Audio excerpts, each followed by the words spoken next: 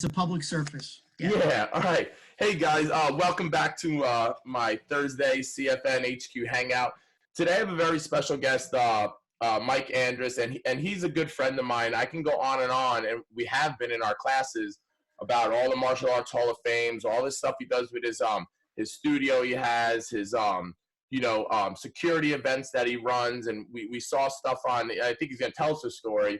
But I've been seeing stuff on social media. I'm like, wait, he's protecting that guy now? It's like, it's really, really crazy.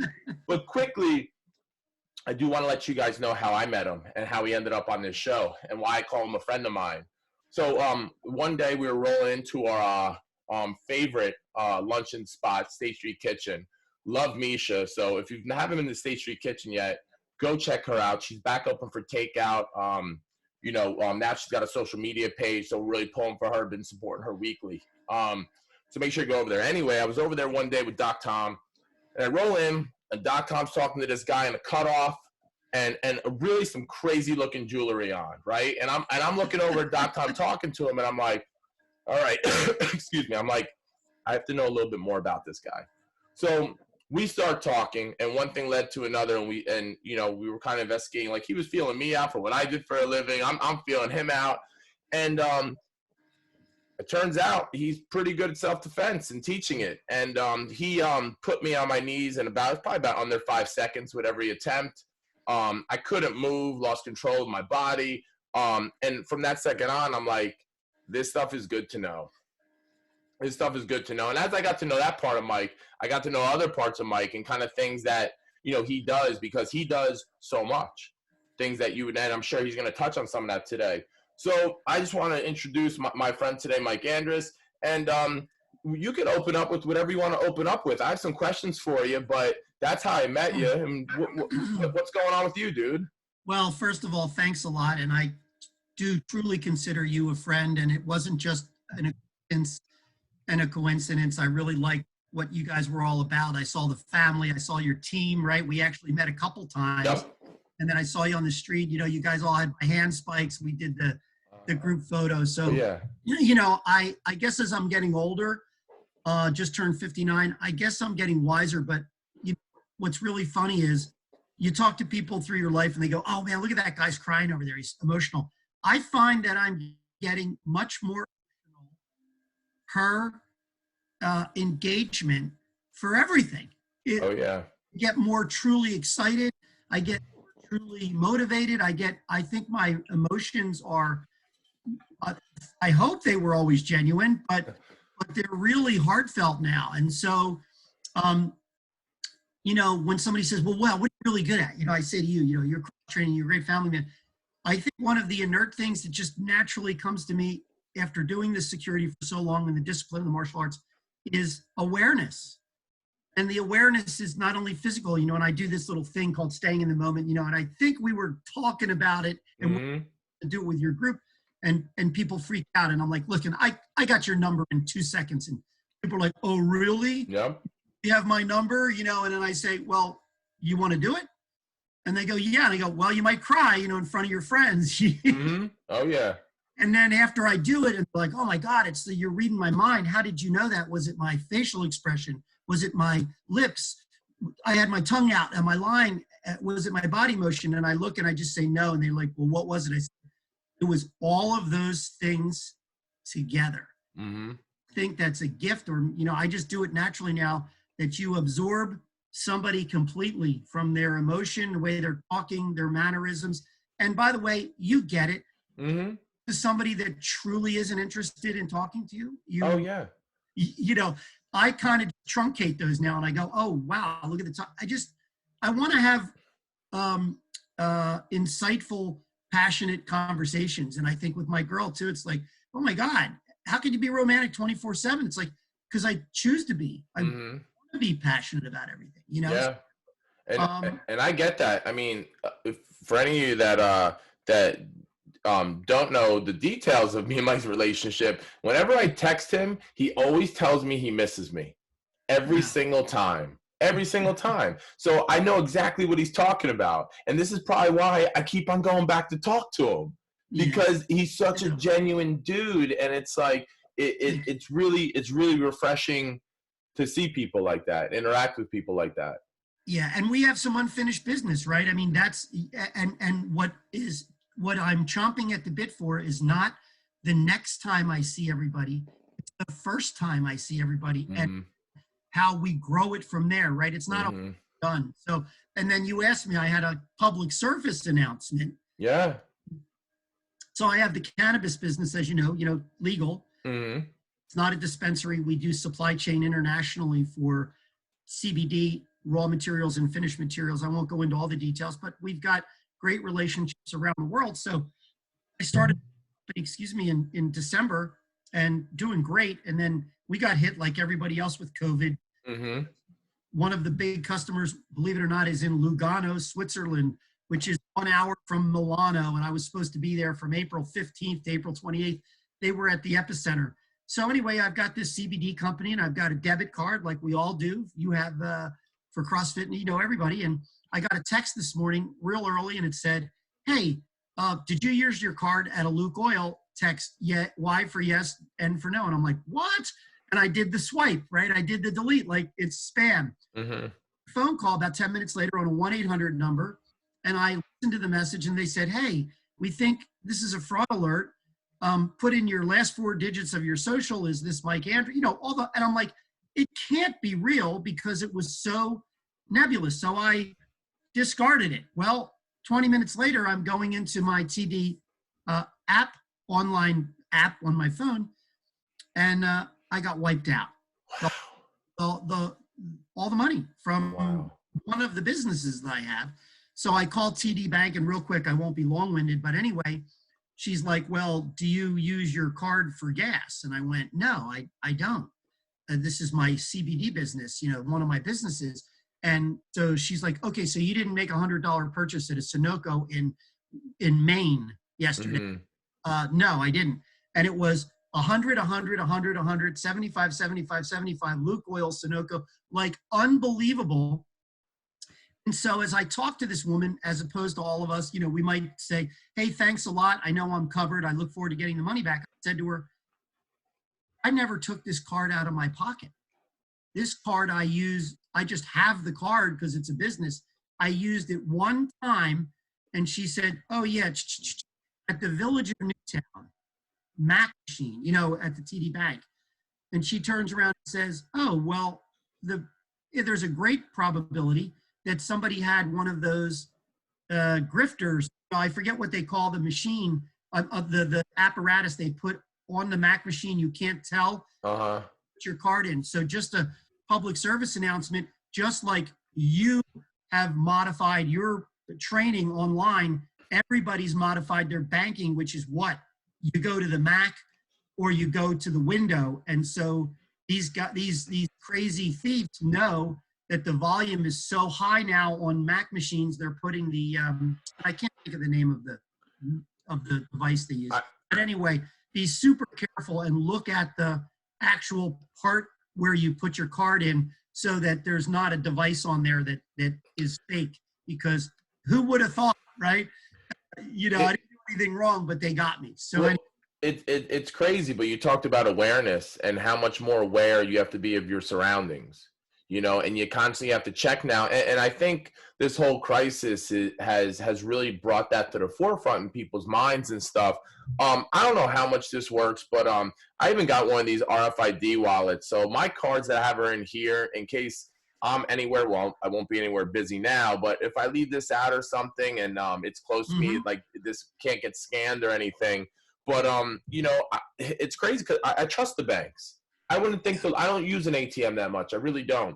Yeah. And I wouldn't even think to look. And I was using my card that also has some of my business expenses on it on gas. And I'm very aware if that looks like it's been tampered with, if it looks kind of rickety, know, and I kind of think twice about using those particular machines. But I think all in all, people's personal security has been questioned during this time.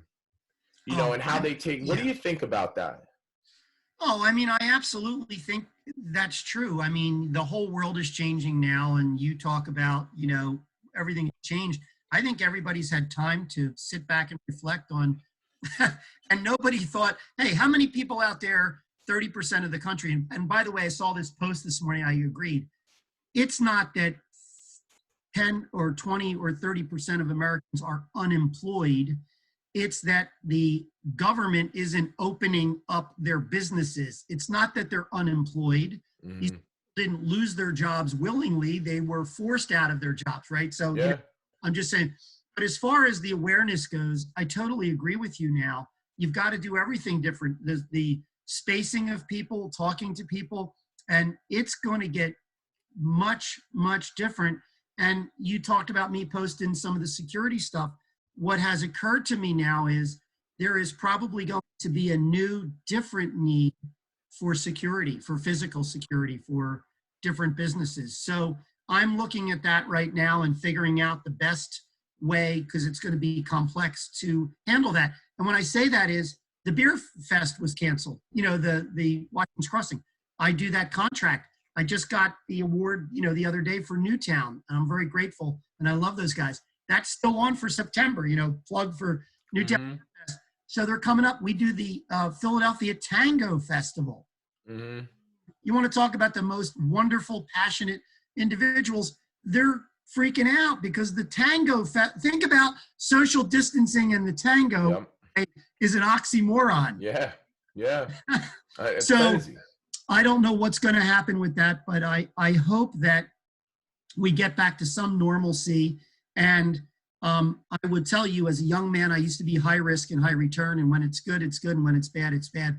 I think I've really modified that. And, but I believe there has to be some risk here. That, we know that it's a lot of older folks with underlying additional conditions, people that are exposed to it that aren't affected adversely. It kind of goes through the herd, right? And you're symptomatic and all that. So I'm not a doctor, but I know you're chomping at the bit. We want to get everybody back, right? I saw places that have partitioned with tape on the floor, and so you're getting everybody social distancing with, I'd love to be in the cleaning business right now. For sure. For supplies. And I think what I've done, and by the way, if I can talk about this, because you mentioned it, and I'll be very nice about it, it's what can you do now that will satisfy you? And my dad taught me years ago, doing well and doing good are two different things, right? Doing well is, hey, I'm making a ton of money. Doing good is, I'm feeling good about what I'm doing. Yeah. I think, as of 8 weeks ago, it'll be 9 weeks. So I'm like the old man in the sea. We converted almost 100% of our efforts to supply chain for personal protection equipment. By the grace of God, we are now an authorized independent agent for a 3M distributor. So we're doing everything domestic, and the price is pre-COVID, COVID, post-COVID, no advertisement for them, but we're direct. Yeah. Of this wild, wild west and all that. And I know you had given me a great contact, and we've spoken, and we're in constant contact. And now I think I have something even more legitimate, to offer them. And they've been nothing but wonderful. So that looks good. But awesome. When I tell you 18 hours a day, you can talk to the group. I'm up early, and I take a little break for lunch for 5 or 10 minutes. I take a little break for dinner. I try to get my workout in. I try to walk around the block, and then I'm working till 9:30, 10, 11 o'clock until I go to bed, because this thing is a nonstop effort. So yeah, and things change weekly. Things change weekly, and you have to kind of pivot and change your stance and change your direction of focus. It's we found that in our business. It's totally crazy. Now we're thinking about ways, and it's a very detailed way on how we're going to reopen and stuff like that. But what I did want to ask you about, and if you can't talk about all the specifics, and that's fine. You talked about the Newtown Brew Fest. Yeah. Right. And we have many people in our community that attend that beer fest every year. And we always notice that there was security there. You notice it. But you don't really notice what actually went into securing an event like that. And I was hoping you could touch briefly on that, because I know you run the security detail for that. where are you getting your guys? What exactly Yeah, are you training them? What are you looking for in security of an event like that? Like, because I'm curious, like what yeah. goes on with that? And thank you. And by the way, I wasn't expecting that question, but that's a great question. And I would be thrilled and happy to answer it. And I think the answer, and I'm not pounding my chest trying to be humble, I think the answer is going to tell you why we continue to get the contracts we do, Mm-hmm. relationships we do. And, I don't have to tell you, you call those guys up and ask them, hey, how's Mike and safety security team do? We're going on like year 11. Mm-hmm. Year 10 for Washington's Crossing. We're going on. I'll tell you this. We never lost a contract for a festival like that, Southampton Days. And we 1 year for an unexplained reason that we reviewed and all that, and then we got it back. Excuse me. So I'll tell you, it's really interesting. There's a lot that goes into it.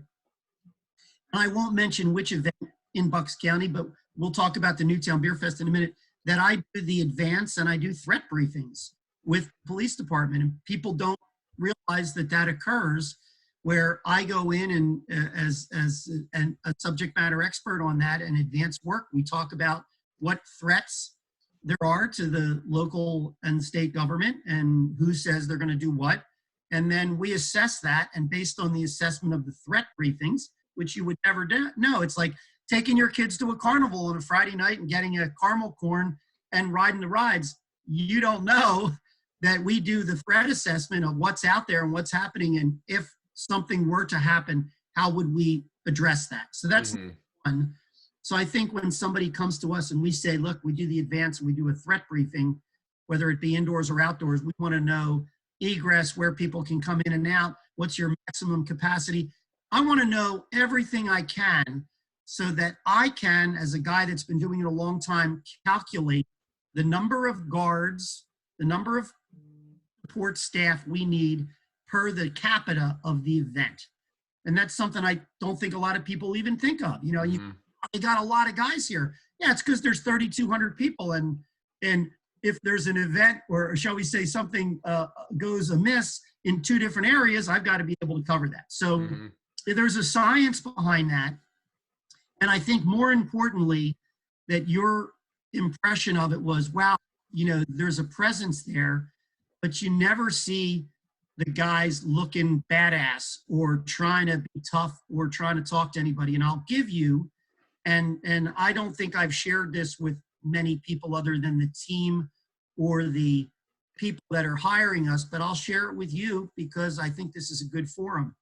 I go through and I talk about de-escalation. And so when you talk about Newtown, I've got 12 to 19, depending on what event, pretty big, significant people, guys and girls, that know how to handle themselves. I train each personally. I vet them out. I know that they're capable of it. I've worked with them before. And so as opposed to grabbing somebody and throwing them down on the ground, which you'll never see, if there is someone that we feel is intoxicated or someone is agitated or they look out of the norm and there could be a potential threat, my team identifies them by what they're wearing, their attitude, their location, and they call me and I go over and I de-escalate that. So the funny thing is my entire team has my back. So it's not like one guy's responsible for this and then we might, in those situations where it's not an immediate, I go and de-escalate it. And I'll tell you the difference as well. If somebody's intoxicated, that doesn't mean they're a problem, and that doesn't mean they did anything wrong. They might have been somebody that doesn't weigh a lot. They're not used to drinking the little 4-ounce glasses. It's sunny out. Whatever the situation is, the first thing we do is we worry about their health. So are they dehydrated? So we get them water, we sit them down, and then we monitor them. And as you might have seen, we don't have an issue at any of these because we vocalize this in a very nice way. We say, look, are you with some friends? And if they say yes, then I communicate, or my team does, with their friends and say, look, we can work this one of 2 ways. The first way is really great. The second way is not too great. And somebody's giving us lip. The first way is we stand you up and your friends who you're with, your trusted resources, escort you out with us kind of on the perimeter just making sure we're there, not touching you, not holding on to you, and you walk out with your head held high with respect, and then you go sleep it off or you go do what you do. If you refuse that first option, and by the way, you know who your real friends are, because we've had people that have been intoxicated, all throughout the world at different events I do, and we offer them that, and their friends are like, screw that, man. We paid $75 to drink it. This guy's on his own. I mean, I have literally escorted over my shoulder people that their friends were not willing to take them home, and then we ended up coordinating an Uber or a Lyft or some ride for them. So we offer them option one, which is a really great one, which is you can walk out and maybe you're a little woozy, but your friends are there and we're laughing, haha, and we just make sure. And by the way, we want you off of the premises of where the event is. Why? Because we don't want it to affect the patrons that are paying for the event. Number two is if you refuse that, then I can't guarantee that you're going to look really great on the way out. And by the way, we have a wonderful relationship with public security, public safety, which another fancy word for public safety is the police department. And they are more than willing to meet us at the entrance when we deliver someone that hasn't properly participated. And then from there, they take it from there. But another thing that we do is we go through a lot of protocols. And if you ever notice that, the last thing we want to do as a security expert, and I want to do, whether I'm down at the Lithuanian Hall or I'm in New York at 92Y, one of these places, is you don't want to alert the patrons that there's a problem, ever. So we designate the shortest line for an exit. So if we're at the lower 40, we take somebody out the lower 40, so that means they don't have to be paraded. So there are those protocols and a lot of other ones. And what I tell my guys is, and I know you do this because I've heard you do this and you do it on every call. My guys, thank you for coming in, woohoo! And my famous saying at the Newtown Beer Fest, and you'll hear me this year in September, is we got people paying $75 or whatever it is for the first tap, and then for the second tap it's less. And they're a half hour, they come a half hour after it starts, and I look at them and I say, hey man, you're late, let's go, you got to start drinking. We thank them for coming. Mm-hmm. We thank them for coming when they come in, and we thank them for coming when they leave. And we feel that we are an extension and acting as an agent of the group that puts that together. And that is something that I think is unique. And by the way, when I go there, and I hope I see you there, I'm sure I will, there's a ton of people that come up to me and say, oh my God, man, I just saw Tom, or I just saw, one of the guys by name. They know them by name because they see the same people at the different beer fests or Southampton days. I've got a great team. And by the way, I'm always recruiting new guys, and sometimes there's young guys or new guys that haven't been with me as long. And you won't last long if you don't follow those protocols, Yeah. So I'm really, it's a reflection of me, of what my team looks like. And just like you, I want to make sure that they're number one. So we continue success. So that's a little bit of an insight. Yeah, that was awesome, because I don't think a lot of people really truly understand the measures that are taken to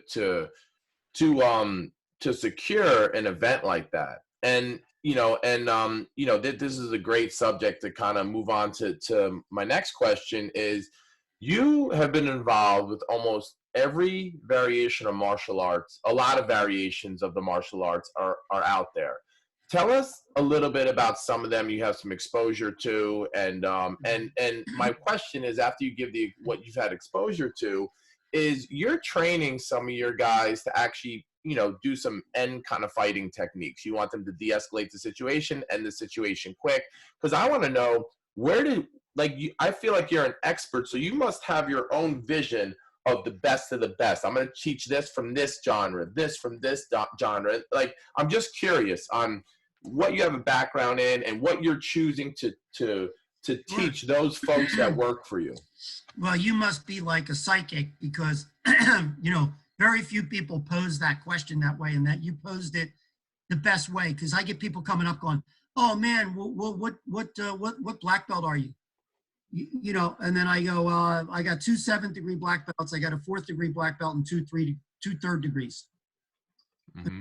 Oh my God! Wow. Mm-hmm. What does that tell you? That doesn't tell you anything. Mm-hmm. So you asked the question. So I was bullied horribly as a young man. I went to Catholic school. The bus was, a tenth of a mile, 10 houses down, down the hill.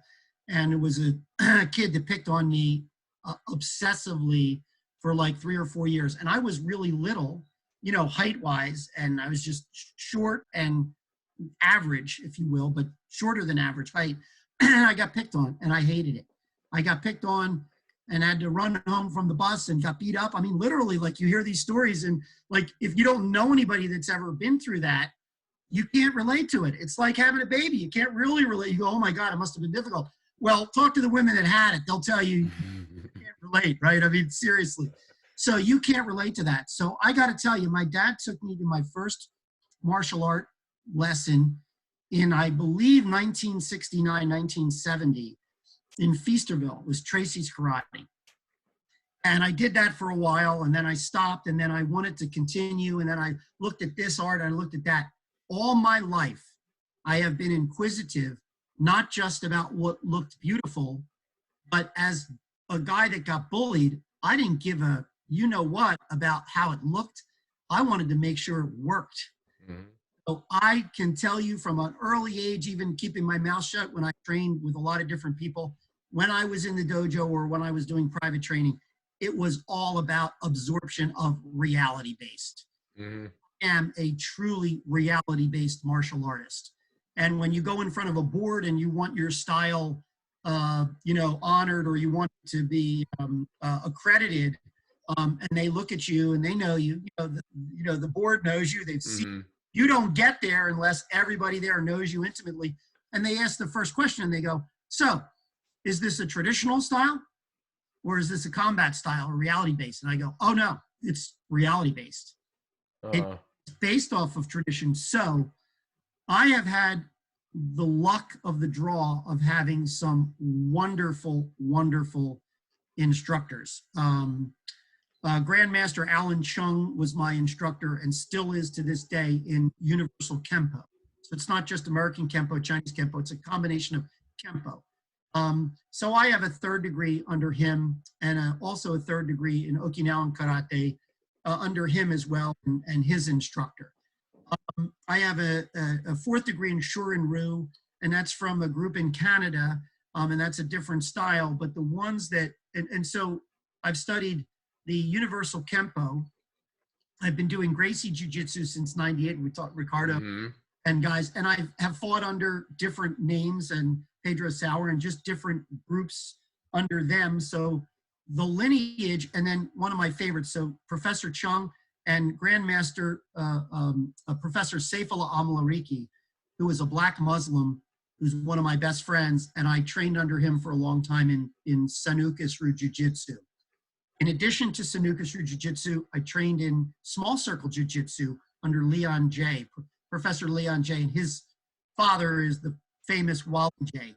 So I've gotten lucky that there's a lineage of Wally founded Small Circle. Leon is his son who has taken over. He's the Shodai Soke and Soke Dai, if you will. He's the inheritor.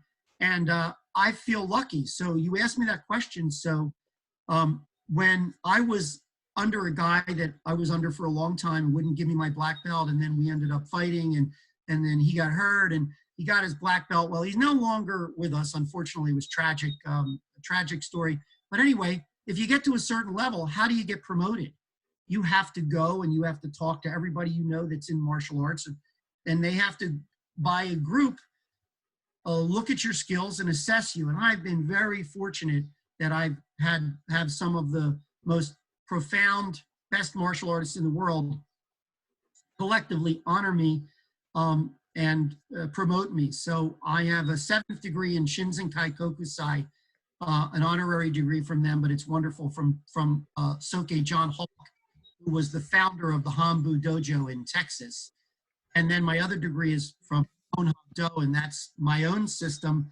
I took the system and then improved it, and I added Muay Thai, and I added a lot of other things like Sanukas and Kempo and a lot of other things. So my style, Honhab Do, or the system of reality-based combatives, which is what I call it, so on my belt, is, I didn't invent it. I have combined all of the best things, as Bruce Lee said, take what you like, don't take what you don't like. I have just taken what I know works, and I've put it all together in a curriculum, and I teach what I know works. And you, my friend, at the State Street Kitchen, got a little piece of what I know works. I work on it every day. If I do a technique and I see somebody teach it and it doesn't work, I go, that doesn't work.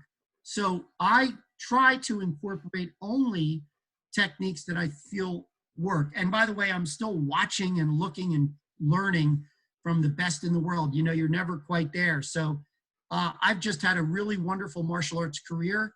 At this point, I use it every day for discipline and meditation and passion. And of course, the Self-Defense Act piece of it comes in handy when you need it. So I've taken the best of what I think works and combined it into my own style. And I don't force that style on anybody, and never have I ever said I'm better than anybody else. You know, look, you're a CrossFit guy. When you watch other videos in CrossFit, you can keep it to yourself, whether you think it's legit or not. And I do the same. I'm human. I do the same thing, but I never, ever, ever publicly criticize anyone else in the martial arts. It's not part of it. It's it's just not part of my game. It's I do my thing, and I enjoy and support the people that I love around me. So so my specialty, the thing that I'm the most passionate about, that I've been working on a long time, and I don't see a lot of people working on it, is Kazushi. And that's balance. And you and I talked a little about that. And Kazushi can be anyway. It's just it means balance. So when you take somebody off their balance, there's a lot of martial arts that do that. They're throws, and you're throwing somebody away. I don't like that. I don't like throwing somebody away. I like putting somebody, the Kazushi, straight down to the ground, so they're still right there with me. I still have you, and then I can choose to do what I want with you. But it's a real different skill set of how to break somebody's balance and keep them close to you. And I guess I picked it up just by watching it, and I had an aha moment. And you could talk about how many aha moments you had in CrossFit. Mm-hmm. You're doing this, nothing works. And all of a sudden you change one thing and you go, oh my God, look at the difference. I did that, and I realized that the human brain, when you push somebody and you're in a fight, you're incapable of punching someone while you're falling backwards off balance. And people are like, really? And I go, well, try it. I'll push you, and I'll push you so hard I'm falling backwards, you can't do it. So if you keep someone off balance and you break their Kazushi, you have a very nice opportunity to then continue to do techniques and submit them or do whatever you need to do. And I've just worked on that so much, brother, that it's a passion of mine. And almost everything I do now that you see my videos that I post, if you notice, they're all the baseline of that. The underlying current is breaking the Kazushi and keeping the person there, and then finishing. And one last comment about this that's so important, not critical, just an observation. When you see somebody teach technique and they go, oh, blah, blah, blah, and the person's still standing and it was really flashy, and then they go, and then you can do whatever you want from there. I only say that very rarely, but what I want to know is, well, what do you do from there? What do you do from there? I want to know if the person is either unconscious, has the inability to move, or is completely been de-threaded, where the person is not a threat anymore, and then I have the choice to continue that, to finish it or not. That's where I focus my skills. And the guys that you see walking around in my fluorescent safety green shirts with security on the front or back. That's the mentality is they need to make sure that the threat is truncated, if you will, at all, just so that it's not there anymore. So, Yeah, and I yeah, that just really resonated with someone like myself, and a lot of people in my network. I can say honestly, I wouldn't really know how to comfortably defend myself, as you would say, because you're right. For a guy like me, if I had to defend my family or defend myself, I don't really want to fight, but if I have to, I want to end it really quickly. You know what I mean? And that's when you showed me, some of that stuff on me, and you ended the situation as quick as you can. You weren't trying to grapple me and you weren't trying to punch me. You were trying to hit me where it hurt. And when I say that, you put me to the ground. I think you dislocated my arm and my elbow, then broke my arm, like all within 10 seconds. And like, they were very sharp movements. So I know if you had put a little bit more energy into them, some bad stuff would have happened. But like you said, what do you do then when you get them down? And when you get them there, the there for me is, how do you end it right now? Because and that's for people like me. That's for people everywhere. That's such good knowledge to have. Yeah, you didn't ask me this question, but I'll give you a pearl. I mean, I'm telling you, you just set this up. I can't believe it. You're like you're the interviewer, man. It's like the three. I just like to talk to smart people, Mike. Best questions I ever had, man. I mean, so you mentioned something. You said, I'm not so sure if I could defend myself, properly. But you're a big dude, and somebody grabbed your wife, on the chest or something. You go to punch him out. What you said was real interesting. I have over the years had more inquiries, and I can't tell you who, but I'll tell you a ton of executives are, hey, listen, I'm going to Disney World, and I know things have been different now. I'm talking about 10 years ago. And I've got 2 kids, and they're little, and I've got a wife. If something happened, what do I do? That's a guy that's paying me a lot of money to come to the studio private session. Let me tell you something. You would never think of this. You're with your wife and you're somewhere in public like that, and you've got your 2 little babies with you or something, and you got a crazy man right there. You guys have to talk about this previously right now. How do you defend that? You need to become the shield immediately, and by a contact word, eye contact, or a word, a code word, your wife needs to leave the scene. You don't need to sit there and observe and go, what's happening? What's happening? That happened to me at the Cannes Film Festival. There was a big thing. I was with somebody and they were like, oh my God, let's go look. And I went, no, you don't run towards a crowd. You run away from a crowd. And I did this training and the guy was like, oh my God, I never thought of it. I said, you need to put yourself as a shield in between the potential threat of you and your wife and your child. And if you don't, and this whirling dervish and this person's there, what if they grab your kid? Now they've got a knife against their neck. Let me tell you the philosophy, and people can disagree, it doesn't matter. They've not been there. They don't do this for a living. If someone has your child, let's just say, not use you, a child, and the mother is there, what do you think the mother would do if the perpetrator said, do this, do that? You know what the mother would do? Every single thing they said. Include take their clothes off, include this, include that. Once there's a hostage and it involves a parent observing that situation, you will do it all. And if you don't think so, you're a new dad, man. Are you kidding me? I've got a 23-year-old daughter. You would do it. Well, I would finish it. I would, Yeah, I know what you would do. but I'll tell you what's interesting is you need to work on that scenario that if you're in public and there is an emergency situation or a problem, you need to immediately become the shield. Your wife needs to go to a designated location so that you can meet up. And you should talk about that if you're doing Jamaica, or you're at the hotel, or you're at Disney World, or you're at a fair. And you know what? Nobody does it. Nobody does it. And the people that do it are in great shape. Yeah.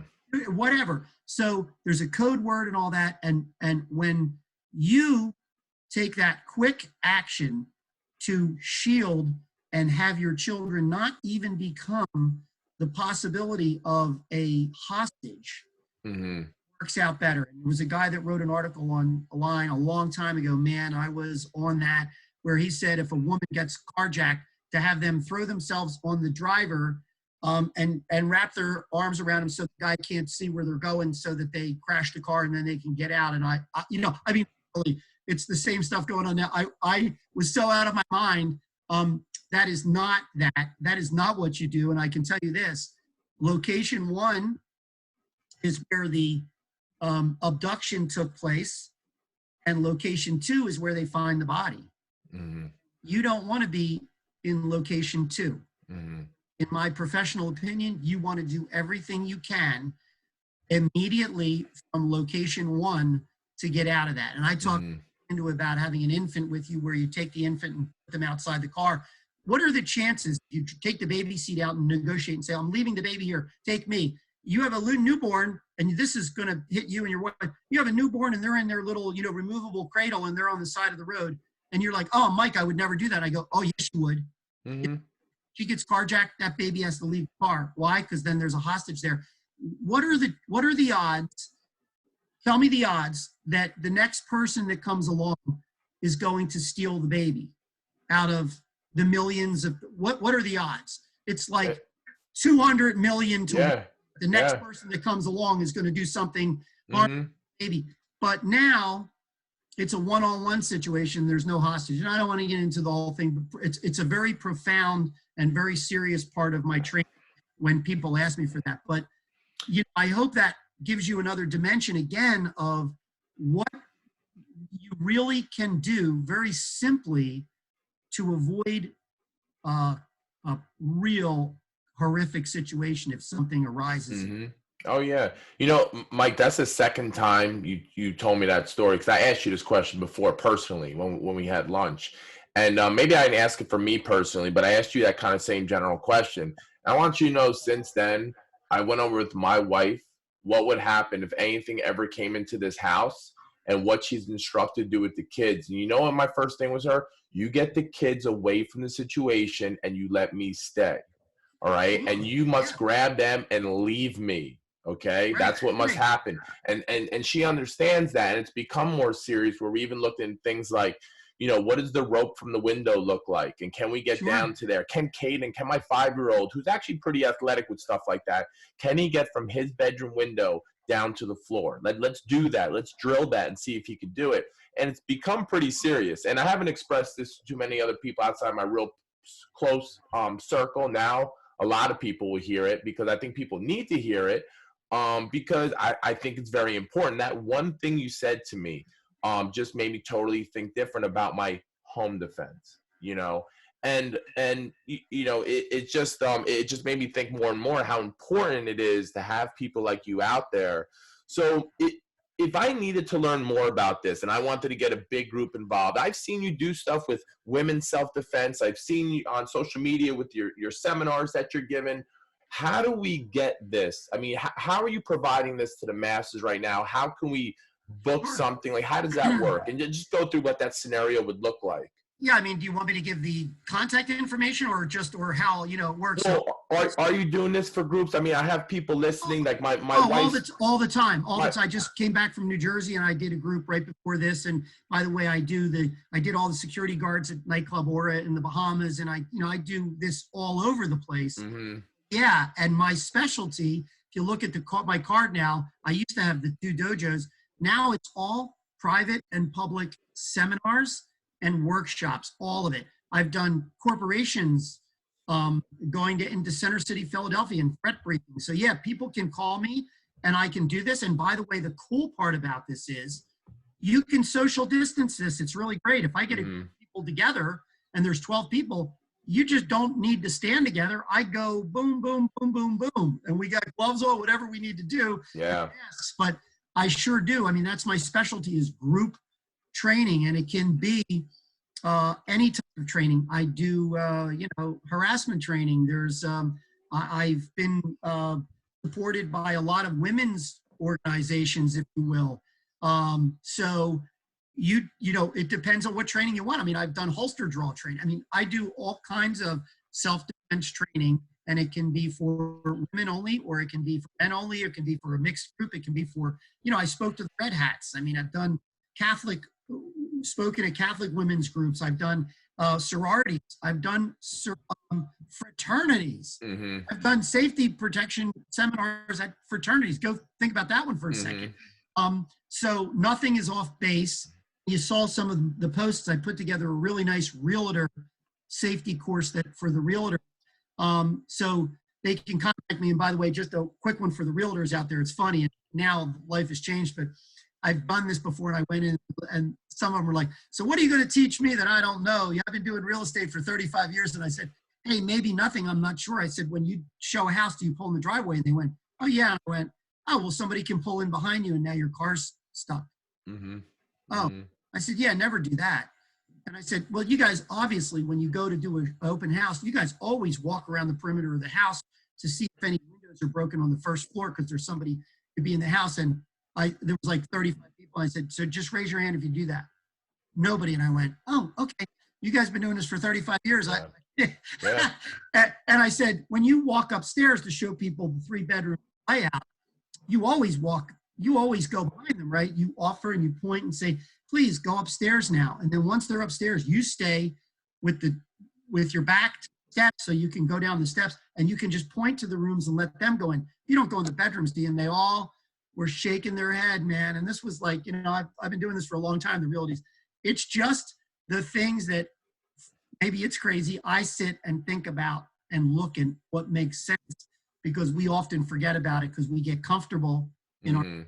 So I do any type of training you can imagine, including some weapons, practical weapons, that is. I don't teach the bow staff, but I do a lot of edged stuff where people want to know how to use a blade. It's legal to carry a knife in Pennsylvania and every other state. So I do a lot of edged weapons and other things. But yeah, so they can contact me by phone or email. And I'd be happy to set it up, and I appreciate that very much. Yeah, definitely. I just think it's valuable, especially with the types of people I'm going through my head that are going to be listening to this YouTube recording. Yeah. I can think of my wife alone works at a dental office, Newtown Dentistry for Kids. Oh, So it's for all sure. women, all women staff. Yeah, I did 2 women's self-defense seminars for the family practice of Newtown, which is right there. That's my doctor, and they brought me in.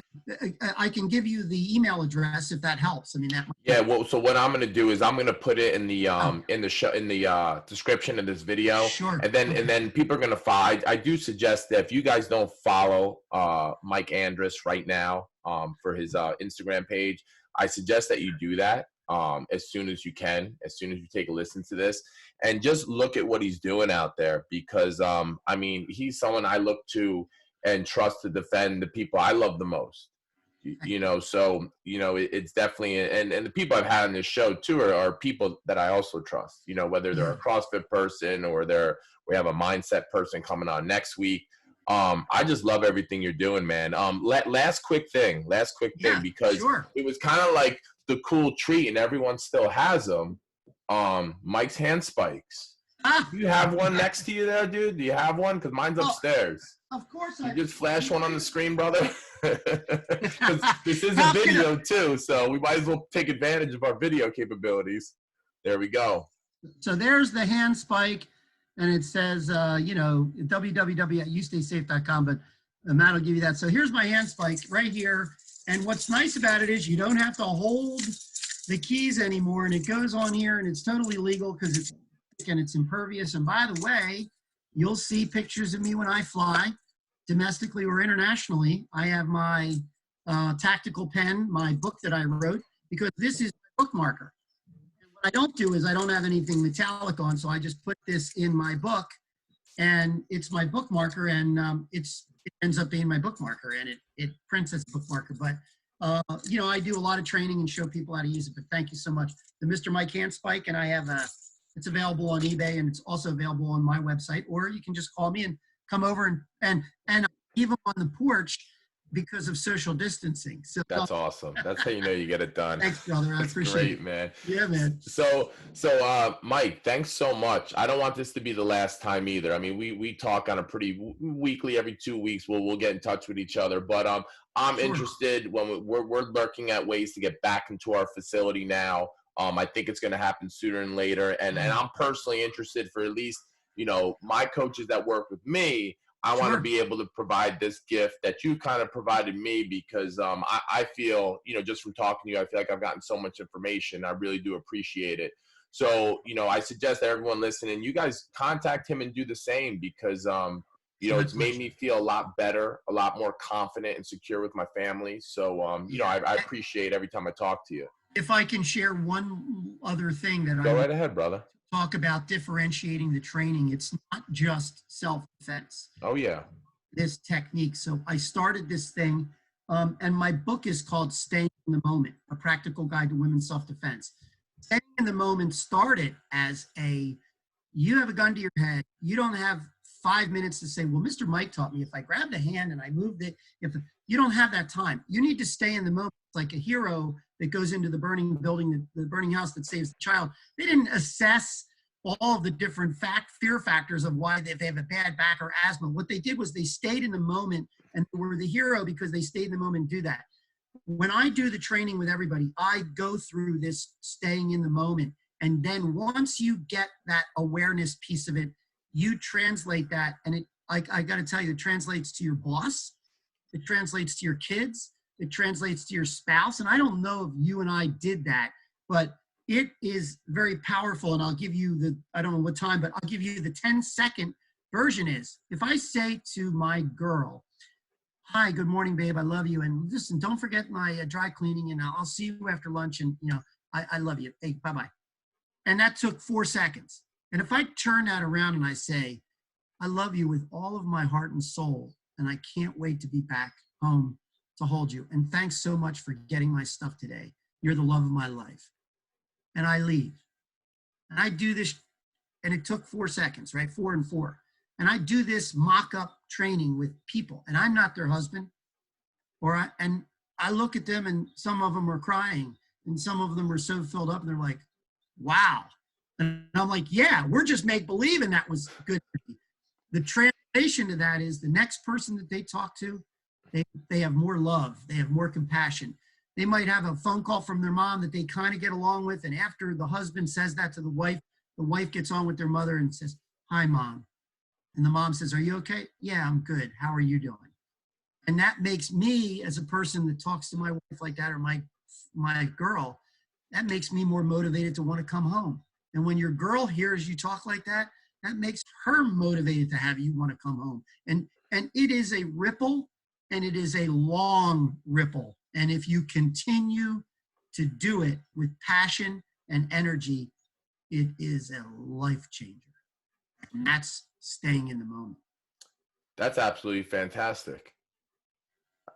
That was awesome, man. I don't even know what to say. I'm just looking at you. I'm just mesmerized by Mike.